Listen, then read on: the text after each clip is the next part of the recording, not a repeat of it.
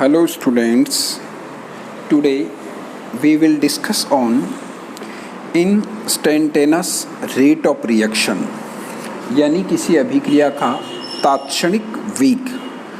Last video में अपन ने पढ़ा था अभिक्रिया का वेग या रेट ऑफ रिएक्शन, जिसको change in concentration upon time interval के रूप में अपन ने समझा था। यानी रेट ऑफ रिएक्शन जो पढ़ी थी अपन ने, R इजिकल टू क्या पढ़ा था, डेल्टा। अगर रिएक्टेंट की बात करें तो माइनस लगेगा delta R upon delta T, और अगर प्रोडक्ट की बात करें तो delta P upon delta T।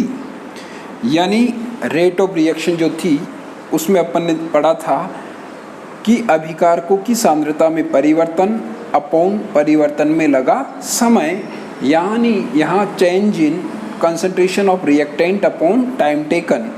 Same product की बात हो तो ये चीज़ अपन लास्ट वीडियो में पढ़ी थी। लास्ट वीडियो में अपन ने ये भी पढ़ा था कि unit of rate of reaction यानी अभिक्रिया के वेग की इकाई क्या होगी, तो इकाई के बारे में अपन ने पढ़ा था मोल, लीटर इनवर्स, सेकेंड इनवर्स। और मैंने कहा था इसको याद रखना है क्योंकि परमानेंट यही होती है। आज अपन पढ़ेंगे इंस्टेंटेनस रेट ऑफ रिएक्शन या अभिक्रिया का तात्क्षणिक वेग। अभिक्रिया का तात्क्षणिक वेग यानी जब अपन ने रेट ऑफ रिएक्शन पढ़ी यानी अभिक्रिया का वेग पढ़ा, उस समय अपन ने देखा कि अपन दो टाइम ले रहे थे, तो T1 टाइम एक T2 टाइम, और T1 पर कंसंट्रेशन R1 थी रिएक्टेंट की, T2 पर R2 थी। लेकिन यहाँ पर अपन बात जो करेंगे, यहाँ इंस्टेंटेनस रेट ऑफ रिएक्शन यानी तात्क्षणिक वेग जो हैं वो किसी भी अभिक्रिया के पर्टिकुलर एक टाइम पीरियड, एक मोमेंट पे होता है, एक क्षण पर होता है, किसी एक टाइम पर होता है। तो यहाँ पर जो टाइम होगा वो T होगा। यानी यहाँ पर एक स्मॉल टाइम पीरियड लेते हैं, डेल्टा बहुत ज़्यादा हो सकता है, जैसे 5 मिनट है T1, T2 10 मिनट है तो डेल्टा T कितना हो जाएगा 5 मिनट। लेकिन यहाँ पर डेल्टा की जगह यूज़ किया जाता है DT, और कंसंट्रेशन में जो चेंज होगा वो भी क्या होगा, कम, तो डेल्टा की जगह क्या यूज़ करेगा DR। यानी अभिक्रिया का तात्क्षणिक वेग यानी इंस्टेंटेनस रेट ऑफ रिएक्शन जो है इसको रिप्रेजेंट करते हैं माइनस DR अपॉन DT, क्योंकि रिएक्टेंट है R, प्रोडक्ट के लिए क्या आएगा DP अपॉन DT। अब इसको अगर अपन ग्राफिकली मैं समझें तो आप टाइम और कंसंट्रेशन ऑफ रिएक्टेंट के बीच में ग्राफ खींचोगे तो सेम ग्राफ आपको पता है रिएक्टेंट की कंसंट्रेशन टाइम के साथ क्या होती है, डिक्रीज होती है, और प्रोडक्ट की जो कंसंट्रेशन है वो टाइम के साथ क्या होती है, इंक्रीज। जब ये जो ग्राफ है इस पर आप पर्टिकुलर कोई एक पॉइंट ले रहे हो और इस पॉइंट पर आप एक टेंजेंट यानी स्पर्श रेखा खींच रहे हो और इसका स्लोप फाइंड आउट कर रहे हैं, इस स्लोप फाइंड आउट कर रहे हैं यानी DR अपॉन DT। यहाँ पर DR और DT जो है बहुत कम चेंज होता है, इसलिए इंस्टेंटेनस रेट ऑफ रिएक्शन है, इसको अपन क्या लिखेंगे, नेगेटिव DR अपॉन DT। इसके जस्ट अपोजिट ये जो ग्राफ है इसमें भी सेम कोई एक पॉइंट लेंगे, यहाँ पर एक टेंजेंट यानी स्पर्श रेखा खींचेंगे और यहाँ इसका जो स्लोप होगा उसको जो फाइंड आउट करेंगे वही क्या कहलाएगा, इंस्टेंटेनस रेट ऑफ रिएक्शन। यानी यहाँ पर एक पर्टिकुलर टाइम T ले रहे हैं, जबकि रेट ऑफ रिएक्शन या एवरेज रेट ऑफ रिएक्शन जो थी उसमें अपन ने दो अलग अलग टाइम लिए थे, एक तो T1 और एक T2। वो क्या निकाला था, डेल्टा T।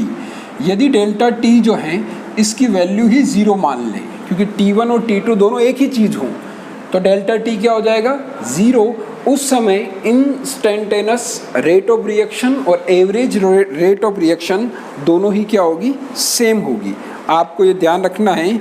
अगर अभिक्रिया के तात्क्षणिक वेग या इंस्टेंटेनस रेट ऑफ रिएक्शन को डिफाइन अगर अपन करें तो the rate of a reaction which may be expressed at a particular moment of time, ये चीज़ याद रखनी, particular moment of time is called instantaneous rate of reaction, या अपन हिंदी में कह सकते हैं कि किसी अभिक्रिया के किसी क्षण पर जो वेग होता है, अभिक्रिया वेग, उसी को क्या बोलते हैं, तो अभिक्रिया का तात्क्षणिक वेग। ठीक है, तो यहाँ ये बिल्कुल इजी है। ठीक है, अब अगर अपन बात करें कि रेट ऑफ रिएक्शन जो कि अपन ने पहले पढ़ी थी, या इंस्टेंटेनियस रेट ऑफ रिएक्शन जो कि अभी पढ़ी, इनका मैथमेटिकली एक्सप्रेशन लिखें, यानी कोई केमिकल रिएक्शन लिखी जैसे PCl5 PCl3 प्लस Cl2। अब इस रिएक्शन में अपन देखेंगे तो PCl5 का कितना मोल है, 1 मोल है, PCl3 का भी 1 मोल है, Cl2 का भी क्या है, 1 मोल है। अब लास्ट अपन ने पढ़ा था कि जो रेट ऑफ रिएक्शन है उसको अपन रिएक्टेंट के टर्म में भी रिप्रेजेंट कर सकते हैं, जैसे यहाँ कर रखा है, प्रोडक्ट के टर्म में भी क्या कर सकते हैं, रिप्रेजेंट कर सकते हैं। तो यहाँ पर रिएक्टेंट कितना है, 1, तो इसके फॉर्म में अगर अपन रिप्रेजेंट करेंगे तो रेट ऑफ रिएक्शन यानी अभिक्रिया का जो वेग है क्या होगा, नेगेटिव, क्योंकि PCl5 क्या है, रिएक्टेंट, तो रिएक्टेंट है इसलिए यहाँ नेगेटिव साइन लग रहा है। बाकी D क्या है, PCl5, तो concentration of PCl5 upon dt। यहाँ पर PCl3 और Cl2 दो प्रोडक्ट हैं, तो अभिक्रिया के वेग को जितने भी रिएक्टेंट या जितने भी प्रोडक्ट हैं सभी के रूप में रिप्रेजेंट कर सकते हैं। तो यहाँ पर PCl3 का भी 1 मोल है, तो यानी D concentration of PCl3 upon dt, D concentration of Cl2 upon d2। First जो एग्जांपल लिया इसमें जो रिएक्टेंट और प्रोडक्ट थे सभी के मोल क्या थे, सेम। लेकिन मैं सेकेंड रिएक्शन की बात करूं, ये जिसमें N2 यानी नाइट्रोजन H2 यानी हाइड्रोजन आपस में रिएक्शन करके क्या बना रहे हैं, अमोनिया। लेकिन इसमें नाइट्रोजन का कितना मोल है, 1 मोल, हाइड्रोजन गैस के कितने मोल है, 3 मोल, और अमोनिया के कितने मोल बन रहे, 2 मोल। अब जब किसी भी केमिकल रिएक्शंस में नंबर ऑफ मोल, या यहाँ पर जो आगे नंबर आता है उसको बोलते हैं स्टाइकियोमेट्रिक कॉफिशिएंट, यानी स्टाइकियोमेट्रिक गुणांक, अगर वो समान नहीं है तो आपको ये ध्यान रखना है जब उसको मैथमेटिकली आप एक्सप्रेस कर रहे हो रेट ऑफ रिएक्शन को, तो उस समय ध्यान रखना है रेट ऑफ रिएक्शन जो है, जैसे यहाँ पर रिएक्टेंट कितने हैं, 2, तो पहले इस रिएक्टेंट के टर्म में अपन ने रेट ऑफ रिएक्शन लिखी, तो इसके आगे कोई भी स्टाइकियोमेट्रिक गुणांक नहीं है, इसका मतलब क्या है, 1, तो minus D concentration of N2 upon D2। लेकिन बात करें हाइड्रोजन की, तो हाइड्रोजन के आगे कितना है स्टाइकियोमेट्रिक कोफिशिएंट, 3, यानी 3 मोल है इसके, इसका मतलब नेगेटिव साइन तो लगेगा ही क्योंकि रिएक्टेंट है। लेकिन जो भी स्टाइकियोमेट्रिक कोफिशिएंट होगा उसको आपको क्या करना होगा, नीचे लिखना होगा, यानी 1 अपॉन, अगर 3 है तो 3, 2 है तो 2, बाकी same D concentration of H2 upon D2। यहाँ पर कितने मोल है, 2 मोल, तो क्या आ जाएगा 1 अपॉन 2 NH3 की कंसंट्रेशन अपॉन dt। ठीक है, यहाँ पॉजिटिव साइन क्यों है, क्योंकि ये प्रोडक्ट है। अब जैसे अपन एक क्वेश्चन ले तो आप इस चीज़ को और अच्छी तरह समझ सकते हैं कि किसी भी, जैसे फॉर द रिएक्शन 2A जो है वो प्रोडक्ट में कन्वर्ट हो रहा है, 2A किस में कन्वर्ट हो रहा है, प्रोडक्ट में। जैसे एक रिएक्शन ली अपन ने, 2A किस में कन्वर्ट हो रहा है, प्रोडक्ट में। ठीक है, इस रिएक्शन के लिए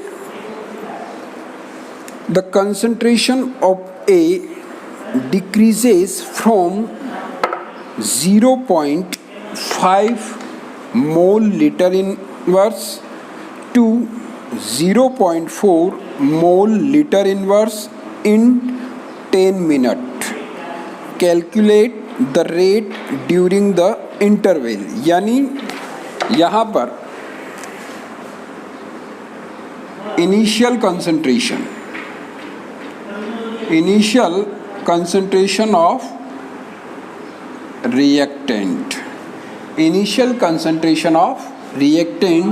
यानी इसको अपन ये मान सकते हैं A1 and final concentration of reactant, यानी इसको मान सकते हैं A2। यानी चेंज इन कंसंट्रेशन क्या होगा, A2 माइनस A1। A2 की वैल्यू क्या है 0.4, A1 की क्या है 0.5, तो यहाँ क्या आ रहा है 0.1 मोल, 0.1 मोल। अब टाइम टेकन इसमें दे रखा है 10 मिनट।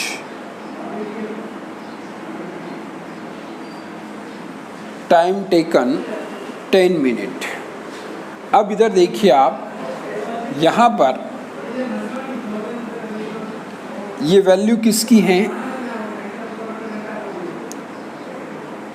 dA/dt, नहीं sorry dA,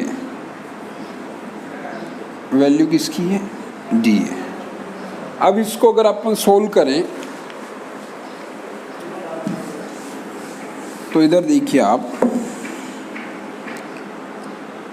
rate of reaction is equal to क्या होगा माइनस, अभी पढ़ा अपन ने मैथमेटिकल एक्सप्रेशन, यहाँ क्या है 2, तो 1/2 d रिएक्टेंट क्या है A/dt। इधर देखिए आप -1/2 dA की वैल्यू क्या आ रही है आपकी 0.1 अपॉन dt की वैल्यू क्या आ रही है 10। ठीक है, तो यहाँ आ रहा है 0.005 हर्ट्ज। समझ में आ गया ना आपको, कहने का मतलब इनिशियल कंसंट्रेशन, फाइनल कंसंट्रेशन, तो फाइनल में से इनिशियल को माइनस किया। यहाँ पर ये जो नेगेटिव साइन है, इस साइन से कंफ्यूज नहीं होना है, ये साइन सिर्फ ये रिप्रेजेंट करता है कि कंसंट्रेशन डिक्रीज कर रही है। रेट जो है वो नेगेटिव में कभी भी नहीं होगी, रेट ऑफ रिएक्शन नेगेटिव में नहीं होगी, तो ये ध्यान रखना है। यहाँ पर नेगेटिव साइन ये शो कर रहा है कि टाइम के साथ कंसंट्रेशन जो है रिएक्टेंट की क्या हो रही है, डिक्रीज हो रही है। तो ये जो है आर आंसर होगा इस क्वेश्चन में। क्लियर।